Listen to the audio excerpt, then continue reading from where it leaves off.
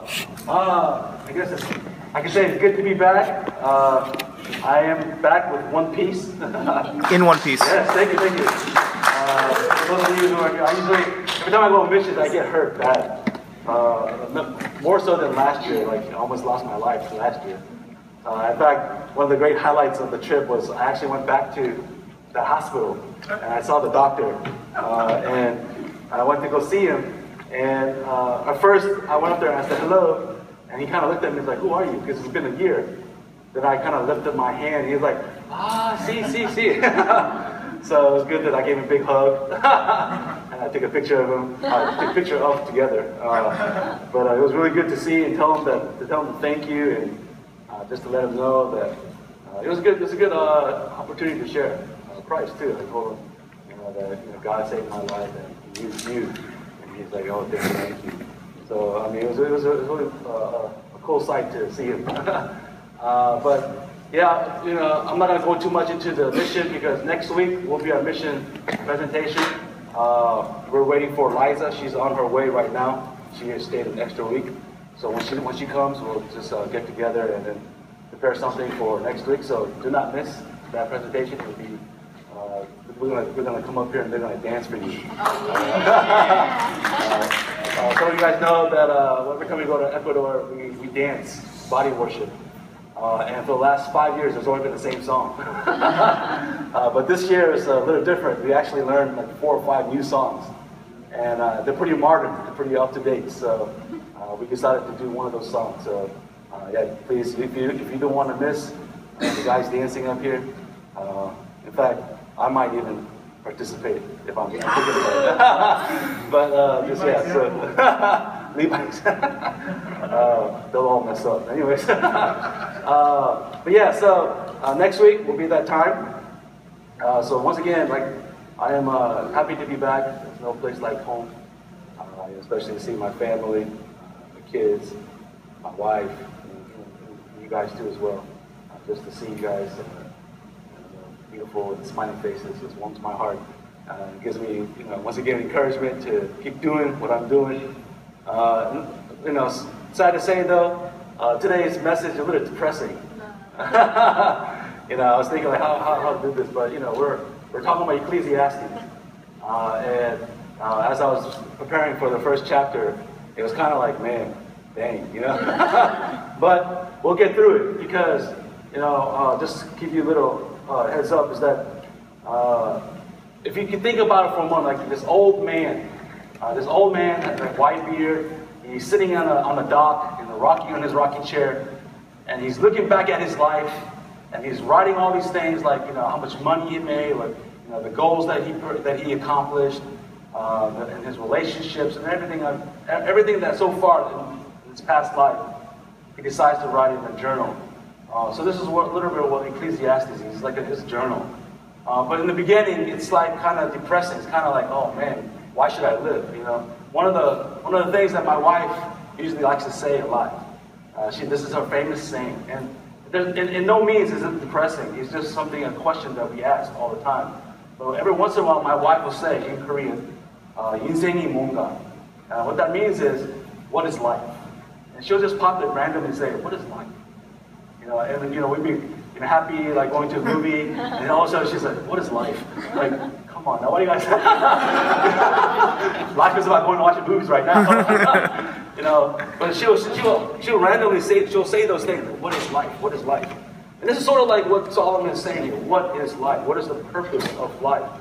Why do we do the things that we do? Why do we set goals? Why do we come to church? Why do we get degrees? Why do we work? Why do we try to make money? Why do we get married? Why do we try to have a family? Why all these different things? Why do we do it? And he concludes that everything under the sun is meaningless. It's meaningless. And at first you can kind of look at this and be discouraged. But when you read throughout the Ecclesiastes and when you finally reach the end, you realize what Solomon is trying to do is to encourage the believers to get away from a self-centered worldview to a God-centered worldview. That's his purpose. He wants us to see that everything under the sun is useless compared to the things that what we should be thinking above the sun. Not under the sun, but above the sun. So the whole theme of this Ecclesiastes is, he says it in verse 2, vanity, vanity, everything is vanity. I have a little clip here I want to show you real quickly. This kind of gives you the theme of where we're going. Value this time in your life, kids. Because this is the time in your life when you still have your choices. And it goes by so fast. When you're a teenager, you think you can do anything, and you do. Your 20s are a blur. 30s, you raise your family, you make a little money, and you think to yourself, what happened to my 20s? My 40s, you grow a little pot belly, you grow another chin. The music starts to get too loud. One of your old girlfriends from high school becomes a grandmother. 50s, you have a minor surgery. You'll call it a procedure, but it's a surgery. 60s, you'll have a major surgery. The music is still loud, but it doesn't matter because you can't hear it anyway. 70s, you and the wife retired at Fort Lauderdale. Start eating dinner at 2 o'clock in the afternoon. You have lunch around 10, breakfast the night before. Spend most of your time wandering around malls looking for the ultimate soft yogurt and muttering, how come the kids don't call? How come the kids don't call? The 80s, you'll have a major stroke. You end up babbling to some Jamaican nurse who your wife can't stand, but who you call mama. Any questions? Okay, so this is a movie from the 90s called City Slickers. And it's basically about he's going through a midlife crisis. But everything that he says there is sort of like it's like a cycle. It's basically at the end, it means nothing. It really means nothing. Like everything in this life, everything in this world is empty. And this is the display of the book of Ecclesiastes. All right, so once again, as I said, if you look at Ecclesiastes chapter 1, verses 1, and we're going to look at kind of 1 through 11.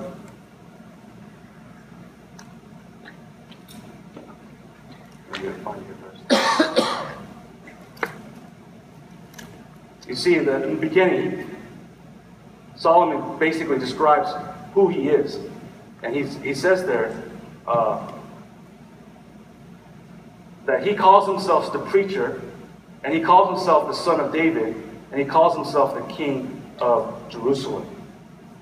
Now it's interesting to note that these three titles that Solomon introduces himself by are the three titles that we can say about Jesus Christ.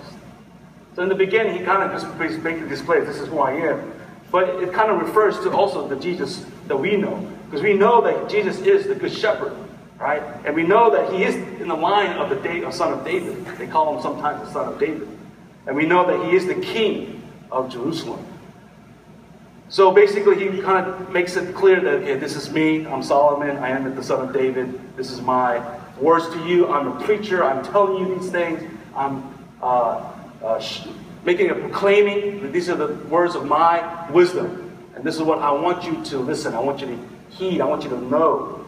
And basically, right after he introduces himself, he goes into verse 2 and says, vanities of vanities, says the preachers, vanities of vanities. All is vanity. Now, I want you to look at that for a second and say, how many vanities do you see in that one verse? It's said over 5 times. That one little verse, the word vanity is used 5 times. Now, if you know anything about the Bible, and the words that are written in the Bible, or even back in the Old Testament and New Testament, when people say things, and they say it twice, it's importance. It's something for you to listen. Jesus says, truly, truly. He's saying, listen, this is important, truly, truly, I say to you. Right? Well, Solomon says, vanity, vanity. All is vanity, and everything is vanity. So it's like vanity times 10. He's saying, this is, look, meaningless times 10. This is how important it is for you to listen, that everything under the sun is that much meaningless. So he doesn't, you know, what do you call that word? Beat around the bush. He goes straight to the point. He just goes right into the message. Right? There's no sermon grabbing, fun illustration, whatever. He's preaching and he's saying, listen, everything is meaningless. And what this basically means, that I want you to be really clear, that the word meaningless here, vanity, is a Hebrew word that comes from idel. And it can mean basically vapor, deceitful, futile, or fleeting. Basically, it points to what is without real substance value, permanence, or significance. All right? In other words, it means that no person or pursuit in of itself will bring lasting satisfaction. That's what he's saying. That in itself, everything that we try selfishly, try to self-satisfy ourselves, amounts to nothing. Everything is temporal. Everything is hebel. There's no lasting value. In one verse, once again, if you look at the entire Old Testament, the word hebel comes out 35 times. But just in Ecclesiastes, he mentions it 38 times. Right? Exception of chapter 10. He doesn't say that word once in chapter 10. But in the rest of the chapters, he talks about vanity. Everything is meaningless. So what is the point? The point that Solomon is making, that when you live to 70 or 80, and when you pass on, you will be forgotten. You'll be forgotten. The things that you store up, all the inheritance that you gave, you make, will eventually be handed down, down to generation. And eventually down the road, your name will just be a memory. Let me ask you, how many of you know your great-grandfather? Do you know him by name? Do you know what his visions were? Do you know what made him good or made him happy? Do you even know his first name? I don't. You see what I'm saying? That's what Solomon is saying, that everything under this sun, everything that goes around in this world, it's meaningless. You can store up all the things you want in this earth. You could try so much to be successful. You could do everything you want in this earth. But in the end, when you pass away from this place, it's meaningless. Basically, the preacher is saying, Solomon is saying that everything here is empty. The relationships, the spouse, the career, the church, it's empty. It's empty. Like I said, this is very discouraging, but the optimist will say there's a light at the end of the tunnel. But Solomon is suggesting here that the light is probably an oncoming train. Because you're about to run into something. Life is full of disappointments. Think about it for a second. You might just had a good career. You just had a promotion. You might have something going on. You might just got, engaged. And you might be engaged already, just waiting for your time. There's so many good things that happen, but guess what? Along the way, there is going to be a disappointment. That's just life. This is what this world is amount to. Disappointments. So he goes on to verse 3 and says, what advantage does man have in all of his work that he does under the sun? So basically, after he introduces himself, after he says that the world is meaningless, he goes that what does man gain from everything that he does under the sun? This is pretty interesting right here, because the next several verses 4 through 7, is quite interesting, because here's his thought. When we think about the world under the sun, we think about everything in this world, right? Everything under the sun, everything underneath the ozone layer, whatever you want to call it. What do you call the atmosphere? Huh? Atmosphere? Atmosphere. What's stratosphere? Anyway, so atmosphere, right? Did you know that the ancient Greeks believed that there were 4 elements to everything? You know what those 4 elements are? Fire, wind, water, earth, wind, air, and fire, right? Earth, wind, wind, fire, and water. Right? This theory was suggested around 450 BC, and it was later supported by Aristotle. The idea of these 4 elements, earth, water, air, and fire, basically made up all matter, was the cornerstone of philosophy, science, and medicine. Right? Basically, everything visible everything visible known to man was made up of some combination of earth, water, air, and fire. This is a theory that the Greeks made in 450 BC.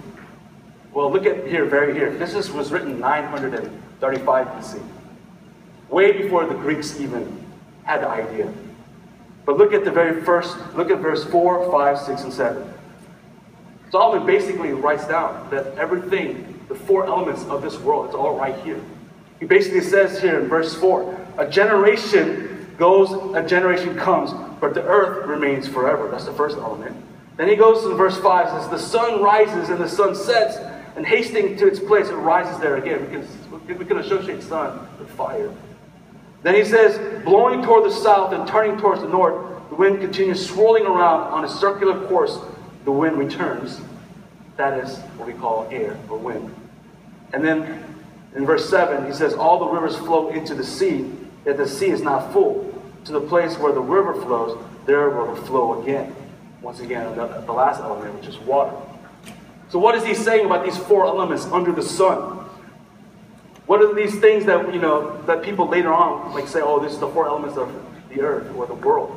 What is Solomon saying 950 BC ago? A couple thousand years ago. He's saying that these are all same. Right? These are going to happen regardless if you're here or not. It's going to happen. That's the way the cycle of the earth is. But you, on the other hand, is expandable.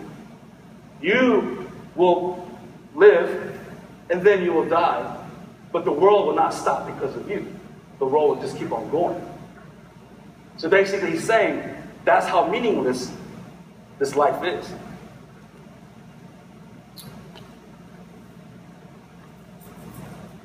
He goes on to say not just that, but not just the earth, wind, fire, and water. But then he also goes in the verses 8 through 11, where he says that man's existence is futile because there is no satisfaction, no newness, and no remembrance. Look at verse 8. All things are full of weariness, a man cannot utter it. The eye is not satisfied with not seeing, nor the ear filled with hearing. So basically what Solomon is saying is that the reason why life under the sun is meaningless is because man can't be satisfied. We can never be satisfied. I just saw last week Ant-Man. Yeah. It was good. I thought it was good. It was good. It was entertaining. But every time I see a good movie, when I come out of the movie, I get this feeling like, man, something's missing. You ever had that? Even if it's a good movie, sometimes you walk out and say, man, something's missing. Or like you just had a good meal and you walk out and say, man, something's missing. You see, there's something in us that is not satisfied. There's always wanting more. There's always wanting much more than what you have now. And because of this very fact, Solomon is saying, why? Why? You know, maybe you just finished a good book. Maybe you just came back from a restful vacation. Maybe you just had a delightful, special experience. But I guarantee you, it is never enough. It never satisfies. We always want more, more, more. Not only does that, but he says that man is futile because of the lack of newness. Look at verse 9 through 10. It says, what has been is what will be, and what has been done is what will be done. And there's nothing new under the sun. Is there a thing of which said, see, this is new? It has been already in the ages before us. This is interesting too, because I didn't quite understand it until I kind of thought about it for a second. I was like, man, that is so true. There's nothing really new. It's just enhancements of something of a previous idea. For instance, let's take for instance, what's the biggest thing right now? It's like, I'm trying to look at culturally. Okay, so I might be kind of off, but when back in the 80s, breakdancing was very, very big. I mean, like breakdance, like windmills and all these crazy things. But you fast forward to now, breakdancing is back in again, but just a different little style, right? It's a lot more rigid. It's more like, like hard. Like I can't even do it, but but you see what I'm saying? Even the style that we wear. If you look back, there's always a gradual coming back to what it was before. There's this article that I saw in a magazine that really does. It's like it shows you something. It shows like a style of somebody's swimming suit, 1970. It goes all the way down, all the different forms. But then now in 2015, it's sort of the same style, but it's a little different. So basically, everything in this world that is continuously on, even from now, even when we pass, even in the future, near future, Solomon is saying there's nothing really new. Everything is the same. Maybe just a little more enhancement. And then he says here in the lack of remembrance, in verse 11, he says, there is no remembrance of former things, nor will there be any remembrance of later things, yet to be among those things who come after. What he's saying is that people will forget. People forget the things that you've done. Even if the things that you did good, people will forget instantaneously when you do something wrong. You could have done like 100 things good, but if you do one bad thing, they will remember that one bad thing rather than the 100 things that you did good. Right? Many years from now, when I'm long and gone, my grandchildren will probably never know that I had 3 master's degrees. In fact, sometimes I even, like not until recently where I was able to set up if you saw my picture, I was able to set up my degrees on my wall in my office. Until then, they're all collecting dust. They're all collecting dust. I mean, I worked so hard to get my diplomas, but yet, who knew? Nobody knew that. You see, basically, all the things that we do, all the aspirations, the dreams, and all the things, what Solomon is saying is that they're meaningless. But I'm telling you, I don't want you to feel like, man, my goals of becoming this is meaningless. This life is meaningless. I was sharing this sermon with my wife this morning. I kind of sometimes do that talk. She's like, oh man, that's so depressing. Like, what if somebody listens to your sermon and says, man, meaningless, I want to go commit suicide. I was like, man, don't. She's like, make sure that you put some kind of application. And when I say, yeah, I got it, don't worry. What the application is this. Even though Solomon is saying that everything under this world is meaningless, that everything that we can take from this first 11 verse, and like I said, this is the beginning of his book, this is the beginning of his letter, and he just starts out, boom, this is meaningless, this is all worthless. What Solomon is basically coming to conclusion is this. For Christians, life is not under the sun, but it's rather with the sun. And see, that's the mentality that we got to picture. This is the mentality that we got to have true to heart. That everything that we try to do, everything that we accomplish, every purpose, every goal, everything that we do, everything about ourselves needs to put God in the center of everything. Even the simple little things that we do, even our recreational fun that we have. I love, like, this more so than now, like softball is crazy. I love softball. I remember like a couple years ago, let's do a softball team. Nobody wanted to do it. And then now it's like everybody wants to do a softball team. But even that fun that we have, even the excitement that we have, even that victory or loss, wherever, everything that we do must have God in the picture. It must involve God. And everything that we do, although this world is meaningless, we store up the treasures up in heaven. Isn't that what Matthew says? To store up your treasures, not of this world, but those things in heaven. See, God does have a purpose for every one of you. Don't think that God doesn't have a purpose. Don't think that all is meaningless, so God doesn't have a purpose. No, God has a purpose for you. In that, whatever you do, you will glorify God. Because that's ultimately what we need to do, is to glorify our King, glorify our God, giving Him everything. So every job that you have, every school, everything, every relationship, the fellowship time, everything, we constantly got to be reminded of God must be in the picture.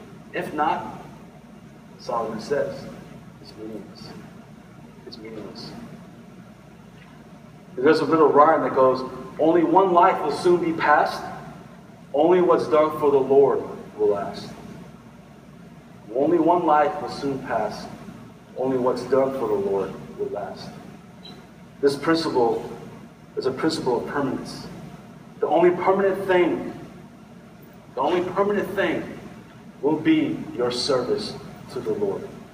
What you do for the Lord. Everything here may be forgotten. But what you do for the Lord, rest assured, is all being recorded up in heaven. And that's what's more important. And that's what we need to strive for, is to do things not of this world, but the things that we cannot see, and it's sort of up in there. So once again, this is the first chapter of Ecclesiastes. Very, very, like I said, let's take it as a wise man. Let's just pretend like, Solomon is sitting here right now, and he's rocking in his chair. Okay, say, son, daughter, let me tell you how life is. I had all the riches in the world. I had everything that the world could offer. Fame, money, glory, woman, materialistic, power, wisdom. You'll see even wisdom, he says, is vanity. And he Solomon asked for wisdom.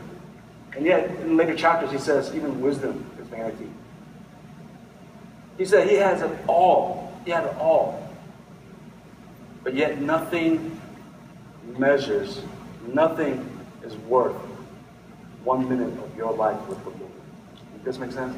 We've got to live our life for Christ. We've got to live our life for the Lord. Stop doing things for under the sun, or start doing things for the Son, the righteous and holy Son. So we'll see. We'll continue on. Like I said, we'll continue on with Ecclesiastes, and we'll see some of the things that he says are still vanity. All right, but this is just like I said, one of those introductions of saying, all right, everything here on this earth, have a mindset. Have a mindset that I'm doing things for the Lord. I'm doing things for Him. So I see everybody's faces. But once again, like I said, let's try to think about positive things. What is it that we can walk out of here? Is that we got to do everything for God. All right, do everything for God. All right. So yeah, we'll see what's going on. Next week we won't have it. Next week we'll look at the next several chapters of Ecclesiastes. So let's pray.